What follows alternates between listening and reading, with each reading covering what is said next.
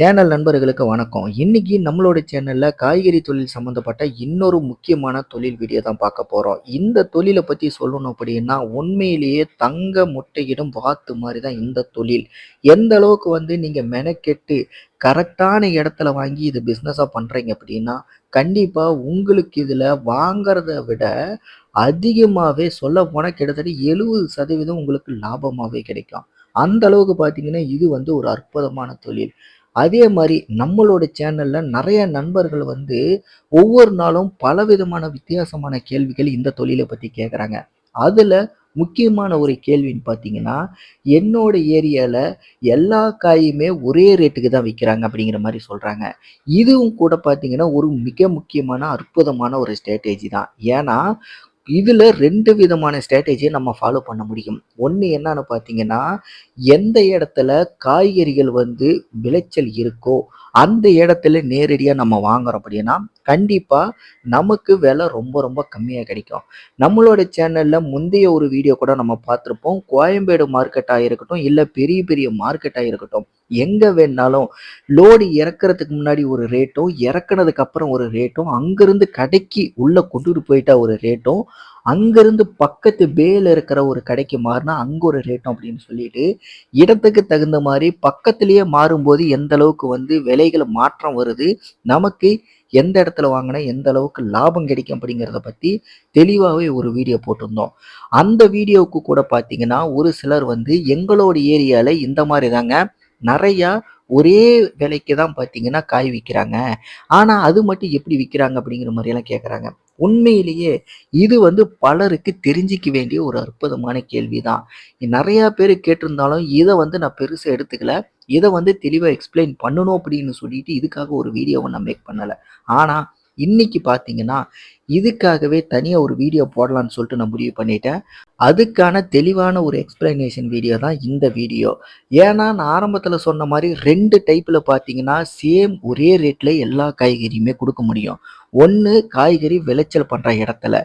இன்னொன்னு பார்த்தீங்க அப்படின்னா, எல்லா காயுமே வாங்குன விலையோட கம்பேர் பண்ணும்போது, ஆவரேஜா டோட்டலா ஒரு விலை ஃபிக்ஸ் பண்ணி, எல்லா காயுமே ஒரே ரேட்டுக்கு குடுக்கும்போது, இதுல பலவிதமான ரேட் இருக்கிற காய் எல்லாமே ஒரே ரேட்டுக்கு குடுக்குற மாரி இருக்கும். அதனால என்ன பெனிஃபிட் என்ன ஏது அப்படிங்கிறத போக போக சொல்றேன். இதுல ஃபர்ஸ்ட்டா ஒரு ஐடியா சொன்னேன் பார்த்தீங்களா? நேரடியா விவசாயிகள்ட்ட வாங்குறது. நேரடியா நம்ம விவசாயிகள்ட்ட வாங்குறோம் அப்படின்னா, இதுலயும் ஒரு சில இடங்கள்ல நம்ம சூஸ் பண்ணி தான் வாங்கணும். விளைச்சல் அதிகமா இருக்கக்கூடிய, நீர் வளங்கள் அதிகமா இருக்கக்கூடிய ஏரியாக்கள்ல பார்த்தீங்கன்னா, அந்த மாரி இடங்கள்ல காய்கறிகள் அதிகமாக விளைச்சல் எடுப்பாங்க. காய்கறிகள் அதிகமா விளைச்சல் எடுக்குறாங்க அப்படின்னா, அந்த இடத்துல ஹோல்சேல் விலை அப்படிங்கிறது காய்கறிகளோடது ரொம்ப ரொம்ப கம்மியா தான் இருக்கும். அந்த இடத்துல நம்ம நேரடியா வாங்கும்போது நமக்கு விலை கம்மியா கிடைக்க வாய்ப்பு இருக்கு. நாம ஒரு பிசினஸா பண்ணும்போது அங்கருந்து வாங்கிட்டு பண்றோம் அப்படின்னா, இது நமக்கு மிகப்பெரிய லாபத்தையே குடுக்கும் மார்க்கெட் வேல்யூவோட கம்பேர் பண்ணும்போது. இதே காய்கறிகள் விளைச்சல் பண்ற இடத்துல இன்னொரு இடம்னு ஒண்ணு இருக்கு. அது எது பார்த்தீங்கன்னா, மானாவாரி விளைச்சல் மேட்டாங்காடு இந்த மாரியெல்லாம் இருக்கு பார்த்தீங்களா? அங்க தண்ணீர் வசதி கொஞ்சம் கம்மியா இருக்கும். அந்த மாரி இடங்கள்ல இருக்கிற தண்ணிய யூட்டிலைஸ் பண்ணி சில பேர் விவசாயம் பண்ணுவாங்க.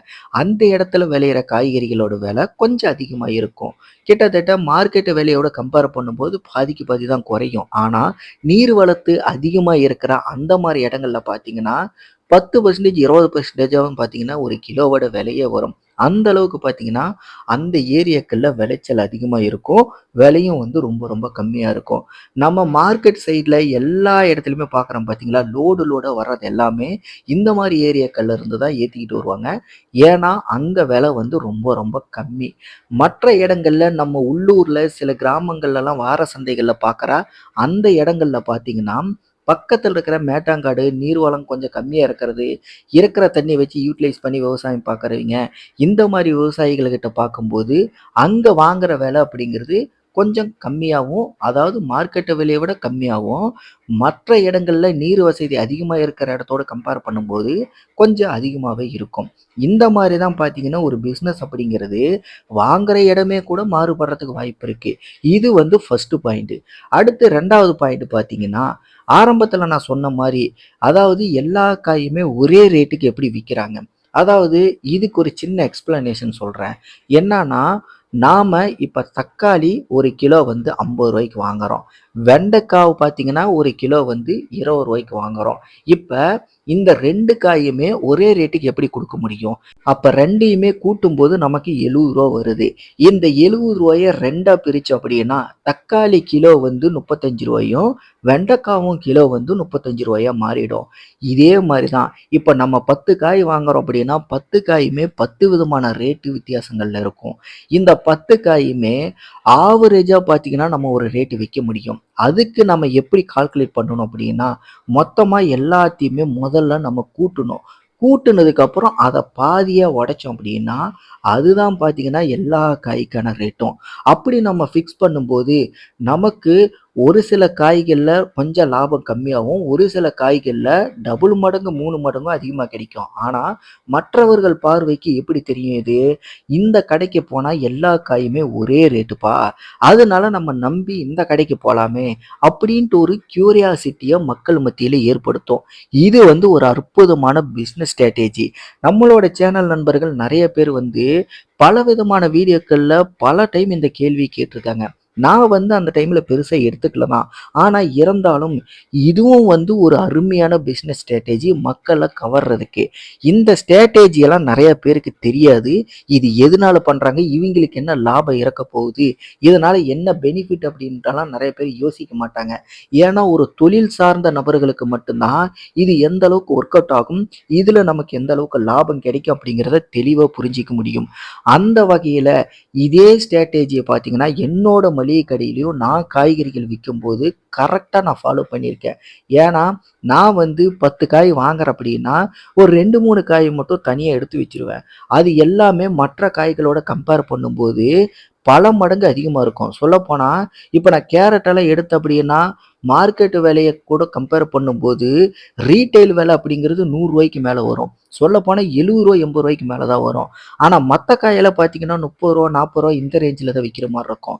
சில சமயங்கள்ல பார்த்தீங்க அப்படின்னா, இந்த பீன்ஸ் எல்லாம் ரூ. 200 ரூ. 250 ரூ. 150க்கு மேல தான் குறைந்தபட்சமே வரும். இந்த அளவுக்கு இருக்கும்போது, நாம இத விக்கணும் அப்படின்னா, கண்டிப்பா மிகப்பெரிய அளவுல ரிஸ்க் எடுக்கணும். அதனால விலை அதிகமா இருக்கிற காய வந்து நாம எதுவுமே பண்ண முடியாது. விலை கம்மியா இருக்கு பார்த்தீங்களா? வர்ற மக்களுக்கு வந்து நம்ம என்ன சொல்லணும், இந்த கடையில ஸ்டாண்டர்டான ஒரு விலை, எல்லாமே இந்த விலைக்கு தான்ப்பா குடுக்குறாங்க அப்படின்ட்டு ஒரு கியூரியாசிட்டிய நம்ம ஏற்படுத்தணும் அப்படின்னா, அப்ப நான் என்ன பண்ணேன் அப்படின்னா, இந்த மெத்தேட் தான் ஃபாலோ பண்ணேன்.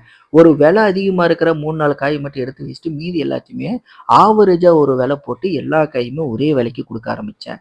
என்னோட கடைக்கு அத வச்சு கூட நான் காய்கறிகள நெறைய சேல் பண்ணேன். இந்த ஸ்ட்ராட்டஜி அப்படிங்கிறது நான் ஆல்ரெடி பிராக்டிகலாவே நான் பண்ணி பார்த்துட்டேன். இதே ஸ்ட்ராட்டஜி வந்து நெறைய பேர் பல இடங்கள்ல என் கண்ணுக்கு முன்னாடி பண்றவங்கள நான் பார்த்துருக்கேன். இந்த ஒரு ஸ்ட்ராட்டஜி பிசினஸ் ரீதியா இருக்கிறவங்களுக்கு மட்டும் தான் எந்த அளவுக்கு ஒர்க் அவுட் ஆகும் அப்படிங்கிறது ரொம்ப நல்லா புரியும். நம்மளோட சேனல் நண்பர்கள் நெறைய பேர் வந்து பிசினஸ் பண்ணணும்னு ஆர்வத்தோட இந்த கேள்விகள்லாம் கேட்கறத நினைக்கும்போது, உண்மையிலேயே எனக்கு சந்தோஷமா தான் இருக்கு.